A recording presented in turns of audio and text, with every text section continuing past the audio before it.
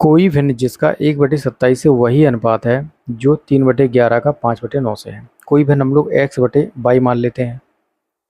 तो इसका 1/27 से वही अनुपात है जो कि 3/11 का किससे है, 5/9 से है।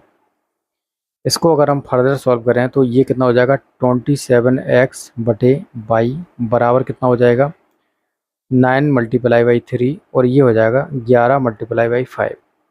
ये 27 से 27 तो यहाँ पर उड़ जाएगा। x/y की वैल्यू कितनी आ जाएगी, 1/55। तो जो भिन्न हमारे पास थी पहले शुरुआत में वो क्या थी, 1/55। सो इसका ए आंसर क्या होगा, करेक्ट होगा। नेक्स्ट, आशा अपनी चॉकलेटों में से 1/2 उषा को दे देती है। उषा उसमें से 1/2 खा लेती है और बाकी लता को दे देती है। लता 8 रख लेती है और गीता को बाकी 10 दे देती है। आशा के पास कितनी चॉकलेट थी। देखिए, हम मान लेते हैं कि आशा के पास जो नंबर ऑफ चॉकलेट्स थी वो कितनी थी, x थी। अब क्या बोले रहा, आशा वो आशा है अपनी चॉकलेटों का 1/2 भाग उषा को दे देती है। मतलब x का 1/2 भाग किसको दे देती है, उषा को दे देती है। तो बचा कितना, x का 1/2 बचा। भाई बराबर बराबर बटेगा, भाई ये भी आधा हो जाएगा। उषा उसमें से आधी खा लेती है। इसमें से उषा कितनी खा लेती है, x/2 की आधी वो खा लेती है। अब जब वो आधी खा लेती है तो रिमेनिंग कितनी बचेगी, भाई x/2 की 1/2 रिमेनिंग बचेगी। उषा 1/2 खा लेती है और बाकी लता को दे देती है। तो ये वाली जो संख्या है वो लता के पास पहुंच जाएगी। ठीक है, लता 8 रख लेती है और गीता को बाकी 10 दे देती है। तो कुल मिला के इसकी जो वैल्यू दे रखी है वो 18 के बराबर देती है, क्योंकि वो 8 तो रख लेती है और 10 गीता को दे देती है।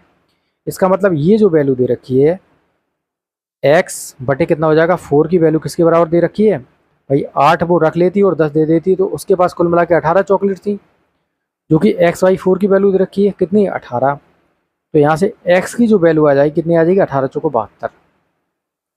तो हमसे पूछा जा रहा है कि आशा के पास कितनी चॉकलेट थी। तो आशा के पास कितनी चॉकलेट थी, 72। सो 72 will be the correct for this question. Next, एक आदमी सेब की एक निश्चित संख्या में से 1/3 हिस्सा पहले ग्राहक को बेचता है। उसके बाद शेष बचे सेबों का 1/2 हिस्सा वो दूसरे ग्राहक को बेचता है। उसके बाद शेष बचे सेबों के 1/3 हिस्से से 5 अधिक सेब तीसरे ग्राहक को बेचता है। अब उसके पास केवल 3 सेब बचे हैं। आरंभ में उस आदमी के पास कितने सेब थे। देखिए, मान के चलते हैं उसके पास कुल मिला के x सेब थे। तो x का उसने 1/3, x का 1/3 उसने बेच दिया पहले ग्राहक को। तो बचा कितना होगा, x का 2/3। ये उसके पास क्या है, रिमेनिंग है।